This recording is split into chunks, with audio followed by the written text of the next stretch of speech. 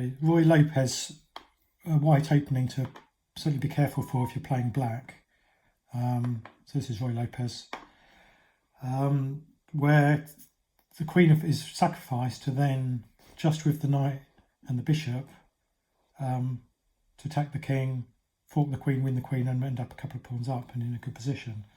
So white needs to manoeuvre the pieces around the board a bit in order for this to happen. So the first thing white does is this, threatening this knight. Black's worried, obviously if it takes the knight then this pawn's vulnerable, although actually I posted a separate video. Black doesn't need to panic here, because if he does push this pawn up, if white does take with the queen pawn, and then if they take, the queen can go here. So that's a separate video. But in this scenario, white is keeping the bishop on the board. He's trying to keep this attack line, and he's hoping that black will do that, because we want it. The purpose of what white's trying to do here is to try to get rid of these two pawns.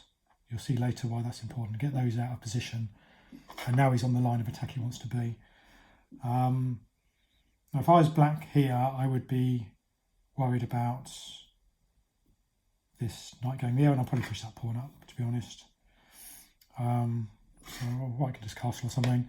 And now black caught it. Might further try and defend this pawn by pushing up this pawn.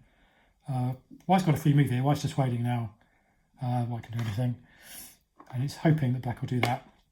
It seems like a good move, but here's the sacrifice. So white does that. Queen's taken. Yeah, the castling is important, isn't it? It's good because that's going to capture later.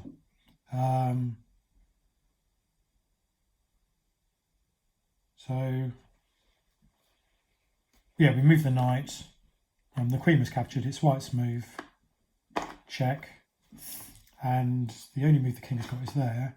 So then we check fork. And now you can see why it's important that we've moved these two pawns, because black can't take back.